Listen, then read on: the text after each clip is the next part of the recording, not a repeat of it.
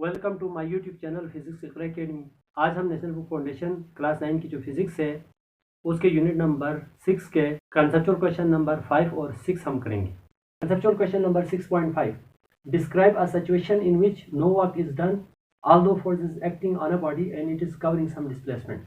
इस क्वेश्चन में हमसे ये पूछ रहा है, एक सिचुएशन हमने बताना है या एक एग्जाम्पल बताना है जिसमें बॉडी के ऊपर फोर्स लग रही है, उस फोर्स की वजह से बॉडी डिस्प्लेसमेंट कवर भी कर रही है लेकिन वर्क डन नहीं हो रहा, यानी कि वर्क डन उसके ऊपर जीरो है। डेली लाइफ से हमने एक एग्जांपल देना है। तो हम जानते हैं एक कुली या एक पर्सन अपने सर के ऊपर एक लोड को या एक कोई बोझ या कोई बैग उठा के आगे चलते हैं एक जगह से दूसरी जगह की तरफ, तो फॉरवर्ड डायरेक्शन में वो डिस्प्लेसमेंट कवर कर रहा है। अप्लाइड फोर्स की वजह से वर्क डन हो रहा है लेकिन सर के ऊपर जो लोड रह के वो आगे चल रहा है, उस लोड के ऊपर फोर्स ऑफ ग्रेविटी भी लग रही है, यानी कि force of gravity vertically downward लग रही है। जैसे कि हम यहाँ पर मैथमेटिकली प्रूफ करते हैं। सपोज पर्सन अपने सर पर ये लोड लेके आगे जा रहा है तो डिस्प्लेसमेंट इस डायरेक्शन में कवर हो रहा है। इस बॉडी के ऊपर अप्लाइड फोर्स के अलावा ग्रेविटेशनल फोर्स भी लग रही है और इसके ऊपर नॉर्मल रिएक्शन की फोर्स भी लग रही है। तो फोर्स ऑफ ग्रेविटी और डिस्प्लेसमेंट इस वक्त एक दूसरे के साथ एंगल बना रहे हैं 90 डिग्री का। तो it means force of gravity और displacement are perpendicular to each other. So इस केस में डिस्प्लेसमेंट कवर करने के बावजूद भी वर्क डन नहीं होगा, यानी कि वर्क डन जीरो होगा।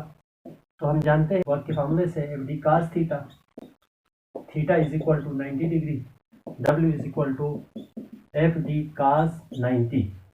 कास 90 इक्वल होता है 0, so W is equal to F D into 0, W is equal to 0। No work is done, no work is done. Force भी लग रही है, डिस्प्लेसमेंट कवर भी कर रही है body, but work done zero है। क्यों, किस वजह से है? फोर्स ग्रेविटी की वजह से वर्क डन जीरो है, अप्लाइड फोर्स की वजह से नहीं है। क्योंकि हमसे सिचुएशन मांगा है इसलिए यहाँ पर हमने अप्लाइड फोर्स को कंसिडर नहीं करना है, हमने वर्क डन बाय ग्रेविटी को हमने कंसिडर करना है सिचुएशन के तहत। सो इस केस में work done by gravity is zero है। Next conceptual question number 6.6, a car has kinetic energy K, what will be the effect on its kinetic energy if its velocity is double. एक car है, उसकी kinetic energy के है, यहाँ पर value हमने variable रखी हुई है। के मीन्स काइनेटिक एनर्जी की वैल्यू 10 जूल, 20 जूल, 50 जूल, कोई भी वैल्यू में हो सकती है। अगर हम वेलोसिटी या स्पीड को डबल करेंगे तो उस बॉडी के जो काइनेटिक कार की जो काइनेटिक एनर्जी है उसके ऊपर क्या असर पड़ेगा। तो हम इसको आंसर करते हैं। काइनेटिक एनर्जी का फॉर्मूला हम अप्लाई करेंगे, K is equal to 1/2 mv², equation 1 लिख दीजिएगा। According to given condition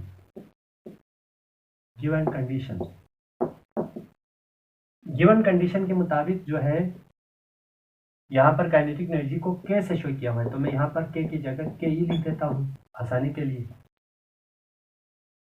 V जो है वेलोसिटी डबल हो रही है तो हम V की जगह 2E हम लिख सकते हैं, इसको इक्वेशन 2 लिख दीजिएगा। न्यू के ई इसको हम डिनोट करेंगे के ई डैश से, तो हम लिख सकते हैं using equation 2 and equation 3 in equation 1। Change के ई को हमने के ई डैश से हमने शो किया है। अगर आप के ई को एज इट इज भी रख सकते हैं, लेकिन हम पहचान के लिए जो है के ई की जगह हम के ई डैश पुट करेंगे, यानी कि change in kinetic energy.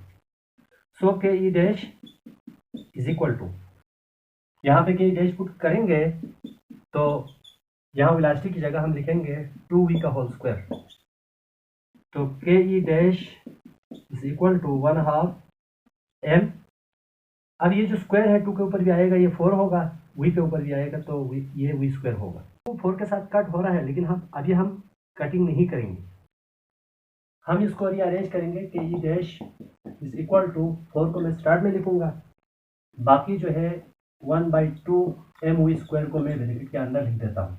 Cutting नहीं करनी है क्योंकि हम पहले की काइनेटिक एनर्जी और बाद की काइनेटिक एनर्जी को कंपेयर करने के लिए इस ब्रैकेट के अंदर हम इक्वेशन 1 पुट करेंगे, क्योंकि ये के के बराबर है। तो इसको इक्वेशन 4 लिख दीजिएगा। Using equation 1 in equation 4, equation 1 को इक्वेशन 4 में पुट करें, क्योंकि इक्वेशन 4 में 1/2 1/2 mu² की जगह हम के ई रख सकते हैं, क्योंकि K E is equal to 1/2 mu²। So K E dash is equal to 4 K E. Hence kinetic energy increases 4 times when velocity is doubled।